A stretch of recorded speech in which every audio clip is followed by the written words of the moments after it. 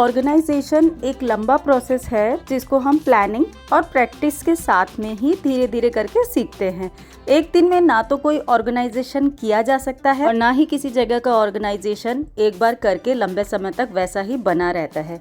इसको हमें समय समय पर अपनी ज़रूरत और एक्सेसिबिलिटी के हिसाब से चेंज करना पड़ता है, जिससे कि घर में रहने में भी सुविधा हो और चीज़ें हमें टाइम से और आसानी से मिल सके।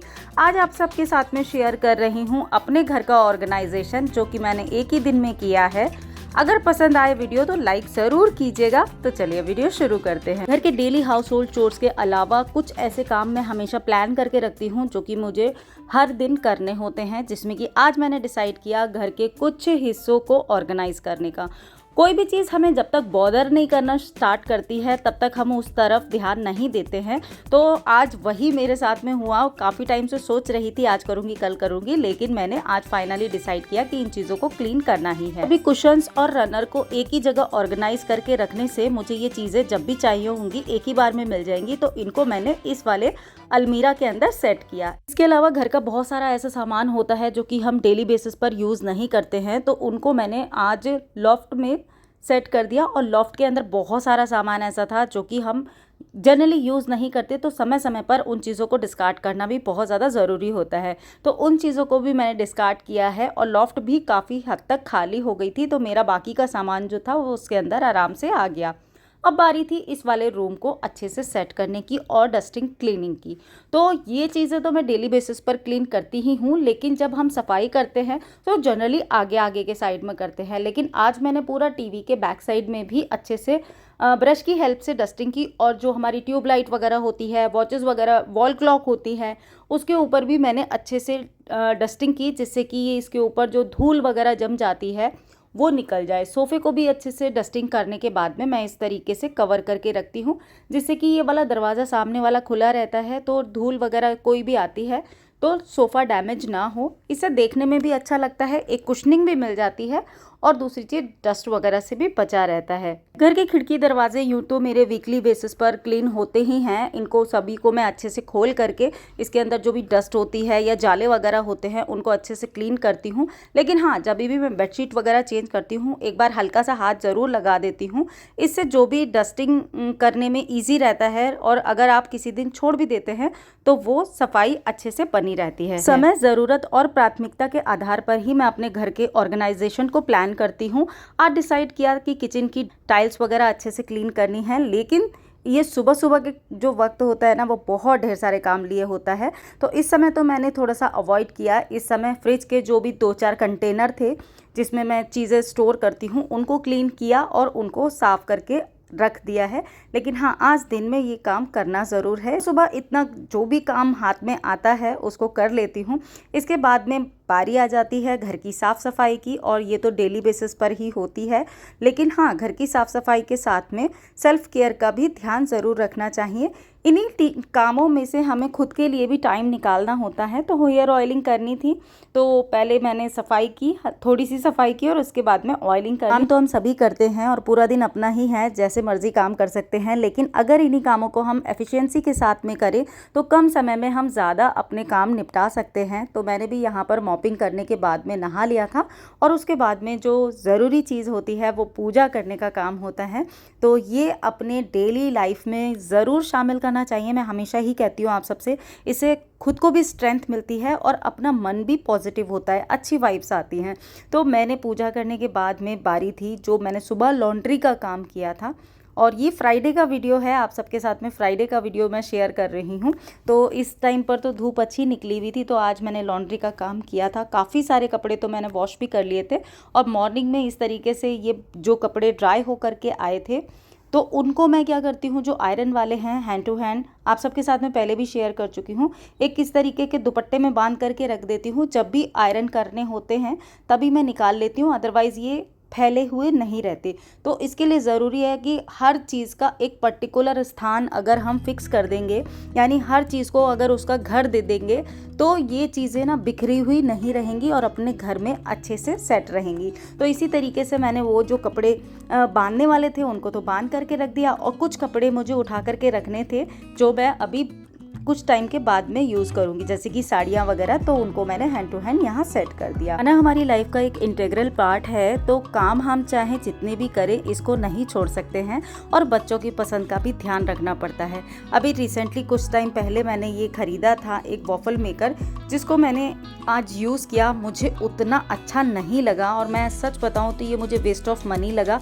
हालांकि इसकी रिटर्न डेट निकल गई थी क्योंकि मैंने इसको कई दिन बाद ओपन करके देखा, लेकिन मैं आपको सजेस्ट नहीं करूंगी कि इसको परचेज़ करें, क्योंकि ये 350 वॉट का था, लगभग 500 रुपीज़ का मैंने परचेज़ किया था, लेकिन ये वर्थ इट नहीं लगा। 15 से 20 मिनट में एक वॉफल तैयार हुआ था और बिल्कुल एक साइड से कच्चा ही था। इसको खाने में उतनी अच्छी वाली फीलिंग नहीं आ रही थी। तो अगर आपने वॉफल मेकर में इन्वेस्ट करना ही है तो थोड़ा अच्छी क्वालिटी का, थोड़ा सा कॉस्टली ज़रूर रहेगा, लेकिन वो आपका वर्थ इट रहेगा। कुकिंग का जितना भी काम रहता है उसको मैं एक लिमिटेड टाइम के अंदर ही कंप्लीट करती हूँ, चाहे कितना भी कुकिंग का काम क्यों ना हो। हाँ, अगर स्पेशली मुझे कुकिंग ही करनी है तो उसके लिए मैं अलग से टाइम निकालती हूँ। लेकिन आज डिसाइड किया था ऑर्गेनाइजेशन का, और जैसे कि मैंने आपको पहले भी बताया कि कुछ चीज़ें मुझे काफ़ी टाइम से बॉदर कर रही थी, जिनमें कि एक ये अलमीरा भी थी मेरी, और ये बहुत ही ज़्यादा अनऑर्गेनाइज हो रखी थी। तो फाइनली आज डिसाइड किया कि इसको किसी भी हालत में क्लीन करना ही है। अन्वेषा के और मेरे इसमें सारे कपड़े रहते हैं जो पार्टी वेयर टाइप के रहते हैं, तो ये सारे बॉक्सेस में करके रखती हूँ। लेकिन अगर आप इसे समय समय पर सही नहीं करते हैं तो ये बॉक्सेस भी देखिए इस तरीके की हालत में हो जाते हैं। कम कपड़े ही सारी जगह घेर लेते हैं। तो इसके लिए ज़रूरी होता है कि कपड़ों को अच्छे से फोल्ड करके और सही कपड़े को सही जगह पर रखने से एक तो वो मिलता भी टाइम से है, और दूसरी चीज़ हमें देखने में भी हमारी जो अलमीरा है वो अच्छी लगती है। साथ ही साथ जब हम इस तरीके की क्लीनिंग करते हैं, ऑर्गेनाइजेशन करते हैं, तो जितना भी अनवांटेड सामान है तो भी हम हैंड टू हैंड डीक्लटर करते जाते हैं। इससे क्या होता है कि हमारी उसी अलमीरा में काफ़ी स्पेस बन जाता है, जिससे कि हम और चीज़ें भी जो भी नई परचेज करते हैं उसको लगा सकते हैं। मेरे घर में आप सभी को कई बार बता चुकी हूँ कि वेजिटेबल जो आती हैं वो वीक में एक बार ही आती हैं। तो जब भी इकट्ठी वेजिटेबल आती हैं उससे पहले मैं अपने फ्रिज को अच्छे से क्लीन ज़रूर करती हूँ। तो आज डिसाइड किया कि ये जितने भी कंटेनर हैं बड़े वाले, इनको भी क्लीन करना है, क्योंकि अगर आप क्लीन नहीं करते तो मॉनसून सीजन में ना इसमें फंगस वगैरह भी लग जाती है अगर नहीं देखते हैं। तो मैंने आज इनको अच्छे से क्लीन किया और फिर धूप में सूखने के लिए दिया, और उसके बाद में अभी मेरी वेजिटेबल आ गई थी, तो इनको जब ये ड्राई हो गए हैं अच्छे से पोंछने के बाद में इस तरीके से करके सभी वेजिटेबल को मैं ऑर्गेनाइज करके रखती हूँ। इससे ये ख़राब भी नहीं होती है, और जैसा कि मैंने पहले भी बताया पर्टिकुलर हर चीज़ के लिए एक छोटा सा घर मैंने दिया हुआ है। इससे चीज़ें मिलती भी आसानी से हैं, ख़राब भी नहीं होती, और उनको एक प्रॉपर स्पेस मिला होता है, जिससे कि आपके लिए भी सुविधा रहती है, चीज़ें भी ऑर्गेनाइज दिखती हैं। तो अभी इस तरीके से करके मैंने सारे कंटेनर में अपनी वेजिटेबल को लगा दिया है, और अब अपने जो बड़े कंटेनर थे उसके अंदर रख करके मैंने इसको इस तरीके से सेट कर दिया है। इन सभी चीज़ों में थोड़ा टाइम तो लगता है, लेकिन जब हम एक बार इसको कर देते हैं तो पूरे एक वीक तक मैं अपने इन सभी चीज़ों को कन्वीनियंटली यूज़ कर सकती हूँ, और मुझे पता रहता है कि क्या चीज़ ख़त्म हुई है या क्या चीज़ बची है। और फ्रिज पे अवेलेबल चीज़ों के अकॉर्डिंग ही मैं अपनी मील प्लानिंग भी करती हूँ, जो कि वीकली बेसिस पर बनी रहती है और चेंज होती रहती है। और इसके साथ साथ जब घर के ऑर्गेनाइजेशन की बात आ रही है तो गार्डनिंग को कैसे छोड़ सकते हैं। अभी मॉनसून सीजन में मैं कोशिश कर रही हूँ कि अपने गार्डन के अंदर से ज़्यादा प्लांट्स भी लगाऊं, और जो प्लांट्स ऑलरेडी लगे हुए हैं उनकी अच्छे से केयर करूं, जिससे कि दिवाली तक मेरा एक खूबसूरत सा गार्डन बन करके तैयार हो जाए। ज़रूरी नहीं है कि आपके पास बहुत ढेर सारे ही प्लांट हो, लेकिन ज़रूरी ये है कि जितने प्लांट भी आपने रखे हैं वो कितने ज़्यादा लश ग्रीन हैं, या आप उनकी केयर कितने अच्छे से कर पाते हैं। गार्डन छोटा हो या बड़ा इससे कोई फ़र्क नहीं पड़ता, लेकिन जितना भी है वो कितने अच्छे से आपने मेंटेन किया है वो बहुत ज़्यादा ज़रूरी है। तो मैं अभी अपने गार्डन पर थोड़ा ज़्यादा ध्यान देती हूँ, जैसे में कि सूखे पीले पत्ते निकालना है, जितने भी अच्छे पौधे हैं उनकी अच्छे से केयर करना, जो नाजुक पौधे हैं उनकी बहुत ज़्यादा केयर करना, और समय समय पर खाद पानी देना, धूप देना, पौधों को रिपोर्ट करना, ये सभी चीज़ें इसमें शामिल हैं। आप में से किसी फ्रेंड ने बोला था कि ये बड़े वाले कंटेनर मैंने लिए थे तो इसमें क्या होल करना ज़रूरी है। तो हाँ जी, देखिए मैंने यहाँ पर इसके कंटेनर के अंदर एक बड़ा सा होल बनाया था प्लास्टिक के नाइफ से, और नाइफ को गर्म करके मैंने इसके अंदर कट लगाया था और बड़ा सा होल बनाया है। उस होल के ऊपर मैंने एक पत्थर लगाया है, और फिर बाद में एक कोकोपीट, मिट्टी और खाद का अच्छा सा कॉम्बिनेशन बना करके अपने ये रेन लिली के पौधे को रिपोर्ट किया है। और ये रेन लिली का पौधा मेरा दूसरे बैल्कनी गार्डन में लगा हुआ था, जो कि मैंने अभी इधर शिफ्ट किया है। उधर धूप थोड़ी कम आती है तो इधर यहाँ पर ये धूप भी मिलेगी और बारिश में डायरेक्ट बारिश का पानी भी मिलेगा, जिससे कि मेरे लिलीज जो हैं वो और अच्छे से ग्रो होंगे। तो मैंने अभी फ़िलहाल तो यहाँ पर इसको रिपॉट करके अच्छे से पानी दे दिया है। और मैंने एक तुलसी का पौधा भी रिपॉट किया था, जिसका शॉर्ट वीडियो मैंने आप सबके साथ में शेयर किया था। नहीं चेक किया तो ज़रूर चेक कीजिएगा।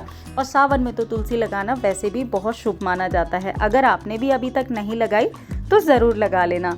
तुलसी और रेन लिली के पौधे को रिपोर्ट करने के बाद में जैसा कि मैंने डिसाइड किया था कि मैंने आज अपनी किचन की टाइल्स को क्लीन करना है, तो मैंने आज ही बिना आलस किए इनको क्लीन किया। और उसके लिए कोई भी चाहे तो डिश वॉश ले सकते हैं, चाहे तो बेकिंग सोडा और विनेगर ले सकते हैं, चाहे तो सॉल्यूशन आते हैं मार्केट में वो यूज़ कर सकते हैं। तो मैंने तो क्या किया, अपना जो लिक्विड डिश वॉश होता है उसी को मैंने इसके ऊपर टाइल्स के ऊपर अच्छे से लगाती हूँ और रब करने के बाद में पानी से वॉश करके गीले कपड़े और सूखे कपड़े से साफ़ कर देती हूँ। तो मेरी जितनी भी टाइल्स हैं वो अच्छे से चमचमा जाती हैं। और ऐसा करते समय मैं अपना किचन का काउंटर टॉप भी अच्छे से क्लीन कर देती हूँ। तो किचन की टाइल्स बिल्कुल चमचमा गई, नई जैसी हो गई हैं। और फेस्टिवल आने से पहले यानी कि नवरात्रे आने से पहले एक बार किचन की और अच्छे से डीप क्लीनिंग हो जाएगी। जब भी क्लीनिंग करती हूँ तो थोड़ा बहुत तो डेकोर चेंज होता ही है। इस तरीके से वही किचन हमारी नई हो जाती है। अब देखिए मेरी किचन भी अच्छे से ऑर्गेनाइज हो गई और जो काम मैंने डिसाइड किया था वो भी मेरा फाइनली हो गया है। जब हम अपने घर के काम से या किसी भी काम से हमें प्यार होता है तो हमें किसी तरीके के मोटिवेशन की ज़रूरत नहीं होती है। और जब हम किसी चीज़ से या किसी भी काम से प्यार करते हैं तो जब भी हमें उसके अंदर कोई कमी निकलती है या लगती है, महसूस होती है, तो हम उसको बिना किसी शर्त के या बिना किसी आलस के करने के लिए तुरंत से तैयार हो जाते हैं। और मेरा तो यही मोटिवेशन होता है कि जब कोई जगह मुझे ख़राब सी लगती है उसको मैं जब अच्छे से क्लीन कर देती हूँ, ऑर्गेनाइज कर देती हूँ और वो जगह मुझे साफ़ दिखने लगती है, वही मेरा मोटिवेशन होता है कि अगली बार मैं इसको बहुत ज़्यादा गंदा नहीं होने दूँगी और अच्छे से क्लीन करके रखूँगी। हमेशा सजा करके रखना मुझे बहुत पसंद है और यही मेरा मोटिवेशन है। कि कुछ काम ऐसे होते हैं जो देखने में तो बहुत छोटे से लगते हैं और उसमें केवल 1 या 2 मिनट का टाइम ही लगता है, लेकिन अगर हम उनको इग्नोर करते रहते हैं तो वो काम बढ़ते बढ़ते इतने बढ़ जाते हैं कि घर को और अनऑर्गेनाइज दिखाते हैं। आपको मैंने बताया था कि पिछले काफ़ी टाइम से मेरी मशीन खराब पड़ी थी, जिससे कि काफ़ी सारे काम पेंडिंग में पड़े हुए थे। अभी मशीन ठीक हो गई है तो ये काम भी याद आए। मेरा एक कुशन कवर का टैसल निकला हुआ था जिसको मैंने आज फाइनली लगाया, और अन्वेषा का एक ये कुर्ता था जिसको मैंने आज फाइनली जब मशीन ठीक हो गई है तो उसको भी सिल दिया है। अब ये कहने को तो ये बहुत छोटा सा काम था, अगर टेलर के पास जाते तो इसके भी काफ़ी पैसे ले लेते हैं, वो 20-50 रुपए तो ले ही लेते हैं और इसमें हार्डली 1 या 2 मिनट ही लगते हैं। लेकिन हाँ, अभी ये ठीक होने से अन्वेषा इसको यूज़ कर पाएगी। तो इस तरीके के छोटे छोटे काम करने से ही हमारा घर अच्छे से ऑर्गेनाइज रहता है। अब ये वाला एक टेबल कवर मैंने आप सबके साथ में शेयर किया था, इसका DIY मैंने खुद ही किया था और ये कैसे बनाया था इसका फुल ट्यूटोरियल आप सबके साथ में शेयर कर चुकी हूँ, लिंक दे दूँगी तो आप चेक कर लेना। लेकिन जब मैं इसको बना रही थी तो मेरी मशीन ख़राब हो गई थी उसी टाइम और मैं ये लेस को लगा नहीं पाई थी, लेकिन वीडियो तो मुझे आप सबके साथ में शेयर करना ही था कंप्लीट करके। तो मैंने इसकी लेस जो थी वो हॉट ग्लू गन की हेल्प से चिपकाई थी। अब हॉट ग्लू गन जब मैंने यूज़ की थी तो वो जो परमानेंट वाली होती है ना, तो वो वाली नहीं यूज़ की थी, जिसकी वजह से 2 वॉश के बाद में ही ग्लू स्टिक जो थी वो निकल गई। तो अभी मशीन ठीक होने के बाद में मैंने अपने इस कवर को भी ठीक कर लिया है और अब यही कवर देखिए कितना सुंदर लग रहा है। इस तरह के छोटे छोटे स्टेप से ही घर ऑर्गेनाइज करती हूँ मैं और इनको रेगुलर बेसिस पर हमें फॉलो करना पड़ता है जिससे कि हमारा घर ऑर्गेनाइज रहे। क्योंकि एक बार ऑर्गेनाइज तो हम कर देते हैं लेकिन उसके बाद में वो हमेशा के लिए ऑर्गेनाइज रहे, इसके लिए समय समय पर इन चीज़ों को हमें फॉलो करते रहना पड़ता है। तो आज का वीडियो इतना ही था, उम्मीद करती हूँ आपने एंजॉय किया होगा। कुछ भी अच्छा लगा तो इसको लाइक ज़रूर कीजिएगा। मैं आपसे जल्दी मिलूंगी एक नए और इंटरेस्टिंग वीडियो में। Till then be happy, be active, अपना ख्याल रखिए और मस्त रहिए। Bye bye.